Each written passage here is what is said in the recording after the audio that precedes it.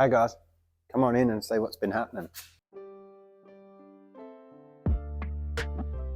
So this video has been a long time coming, unless I'm one of those other YouTubers who makes 2 or 3 videos that gets people excited and then you never see or hear from them again. This one I actually intended on going through with, even though I've been a bit quiet about this thing over the last couple of months and this shed in general. As you can see, I have been quite busy and I haven't been sitting around with my hands in my pants. I now have a brand new 2-post hoist from Joel's garage, and the Antelope HJ wagon has come here to live to get finished off. As you can see on the 1-tonner here, a lot's changed, but not a lot has also changed. I ended up changing the driver's side manifold just because I didn't like where it ended. It would have made piping very awkward and not appeasing to the eye. But changing it to a passenger side manifold, I did have to go to a tough mount, purely because the manifold would hit on the standard engine mounts. These tough mounts are a lot more condensed and they're proudly made here in SA instead of China, which is probably where I got my other ones from. Now, another thing that I've done is I've gone through and made all new leads. I got an MSD do-it-yourself kit. Now, one side of these are hidden under the manifold, but I couldn't do it on the driver's side purely because of how close the manifold is to the block. So they are a bit awkward looking from side to side, but I tried to make the best of it. So the change in the driver's side manifold was purely because with the old manifold, how I had it, I would have had to run the crossover pipe along the top of the motor where I wanted it to run along the bottom of the motor. So that was one of the main reasons I changed it. As you can see here, I've got my middle piece started already. It's just held up with a couple of axle stands and it's more or less in place. So that was how I started off my turbo hot side. Once that was done, I just, connected the dots. All I've done to do that was just tape bits together. This being 2-inch steam pipe, the tape held together so I could mock up all of it with just tape. So once I was happy with the way it looked, I could go ahead and throw a couple of tacks on the steam pipe. So here is some wildly mediocre camera footage that has managed to slip into the video. I ended up going to a VB to VL non-AC alternator bracket, so all my alternator gear is now on the driver's side of the motor. This was another reason why I changed the manifold, because I did think about doing this, but it was kind of also an afterthought because I started doing my piping before I bought it and put it on. So once I put it on, I did find that the fan belt was touching the hot side, so I did need to go back and readdress that. Look at me over chair. I like to cut out a little section like that so it still holds, and then I'll just do a tack there, and it doesn't matter if all the tape burns off because then you can do your other tacks. Just like that.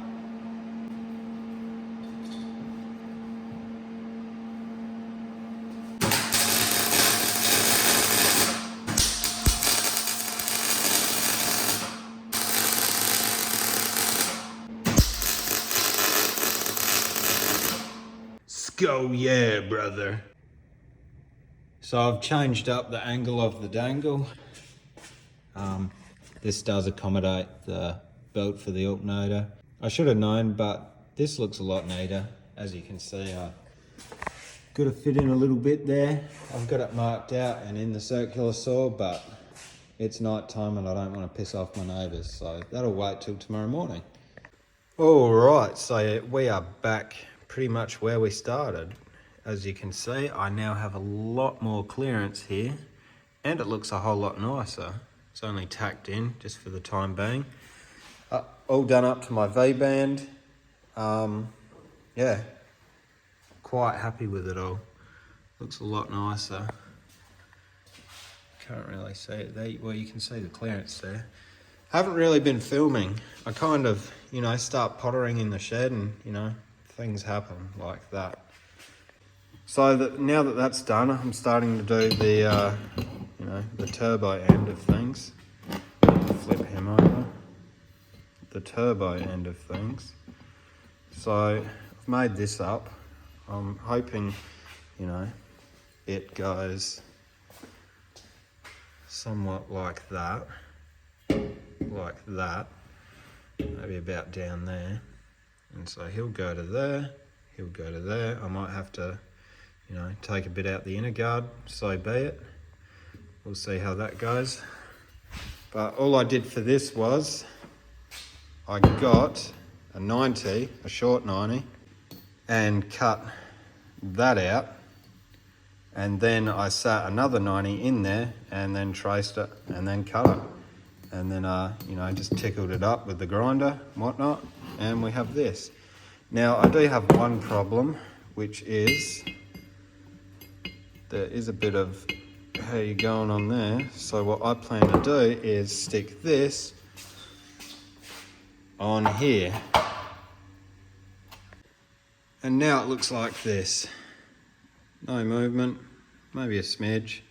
So yeah, that's him pretty much done. Now I gotta go ahead and I gotta put a bit of a bevel into this, like this one, and clean all the shit out of it, because you really don't want anything like that going through your turbo. So anytime I do something on the piping, I blow it out after.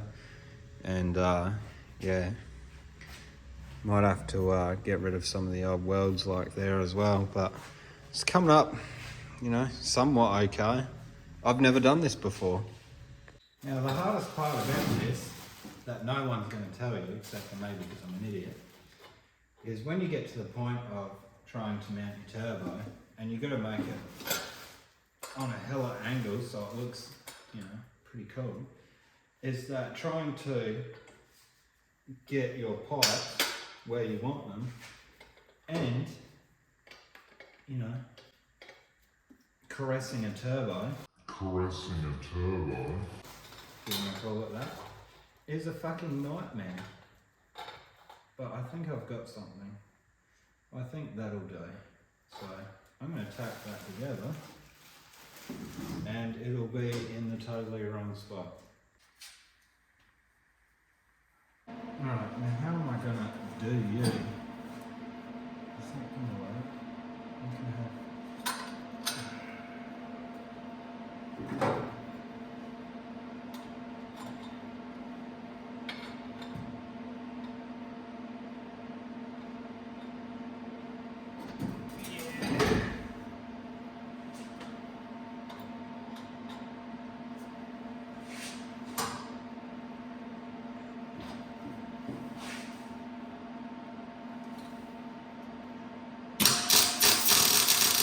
Ah, my eyes! For fuck's sake!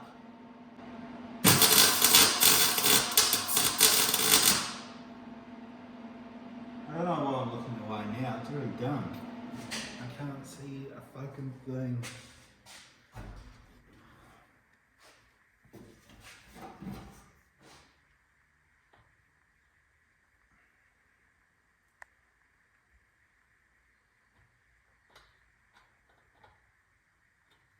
Oh, you fucking idiot. I can turn it. So because I'm surviving on little to no sleep, I forgot it's on a V-band and this can spin, so I can mount that anyway. So that makes things a bit easier. Oh boy.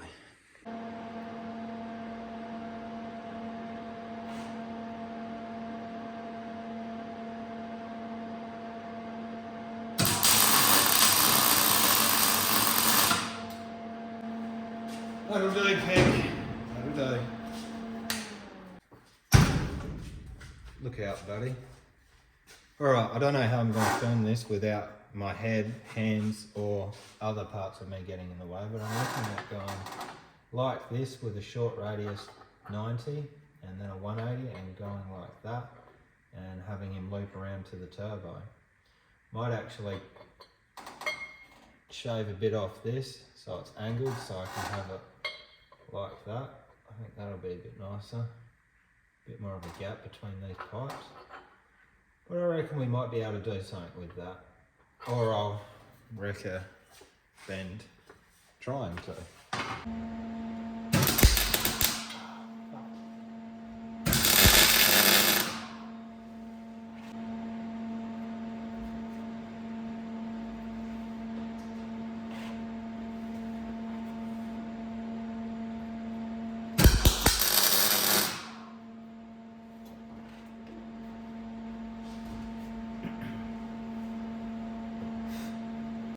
So now that it's all tacked in, I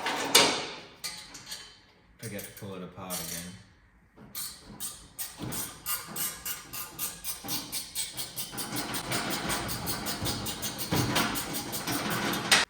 Now this one is a bit of a juggle to get out, but it's nothing too hard.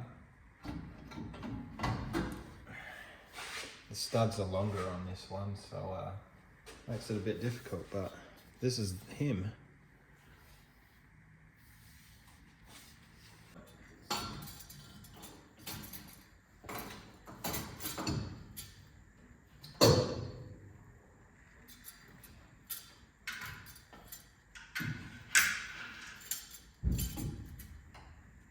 Well,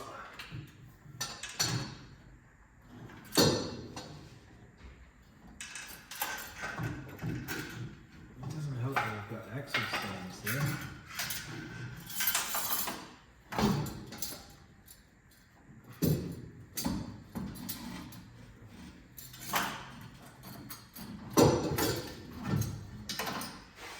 I think it's better to go through the bottom next time with that one. Alright, so now that these are tacked together, I need to think about how I'm going to go about welding it all in. I haven't actually set up the welder to tack these in. I just cranked it up to hot and, you know, stuck a few tacks on there where they needed to be. Now some of them, like these, they look okay.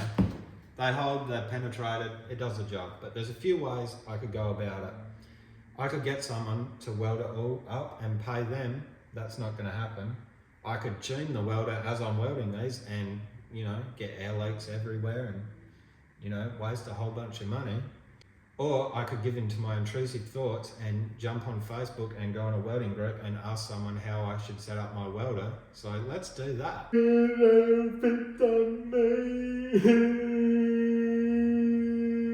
I didn't really do that. What I did was,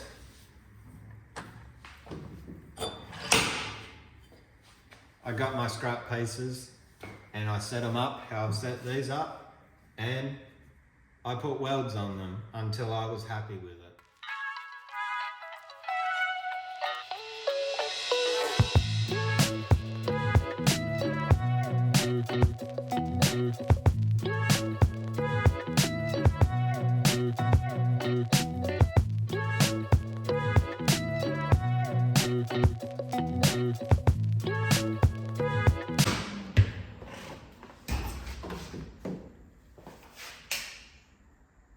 I keep setting my clips all up. Fuck's sake. Fuck. For fuck's sake. Do you want me to just like stand there? Could you please? Yeah. It's the one that says off.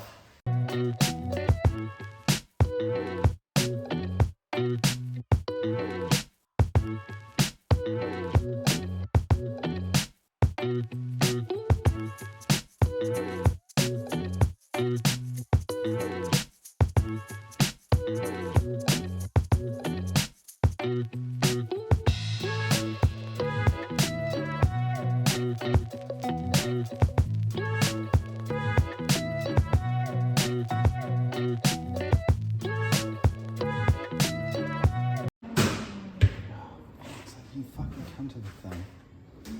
Don't you dare.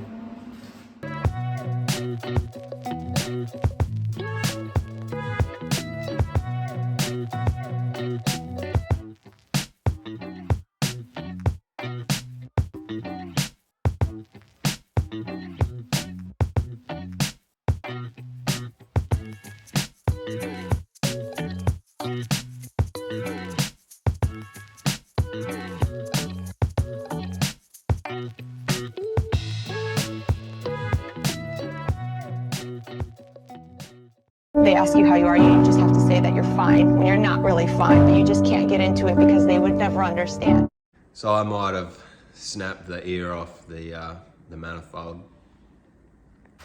Here's my cast weld, almost finished off. I just got to clean it up so that I've got some movement here, and then I'll figure out why it snapped. So a bit has gone on since before. I've welded up the ear that I snapped off. I actually snapped at the back as well. And I've been going over this trying to figure out why I've snapped it. I think I've found the problem and I think I have a solution. So this one where it meets up, as you can see, it is not meeting up. When I initially put it together on this motor, I left the bolts or nuts loose on the studs and put the V-band on and then did them all up together.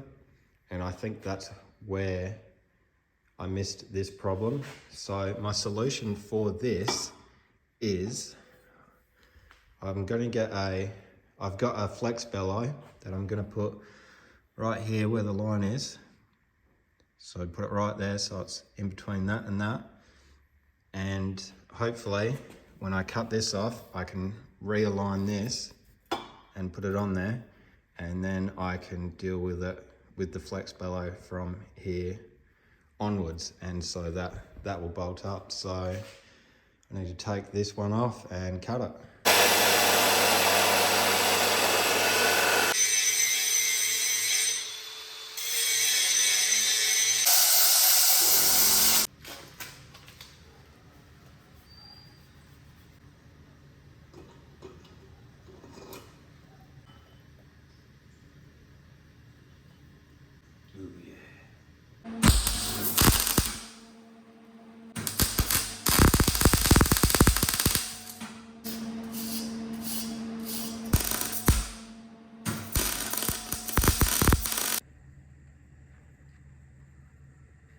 So that fits up a lot better now that I've added this flex bellow, as you can see. It's not as rigid and it snaps straight in there, so it's a lot better.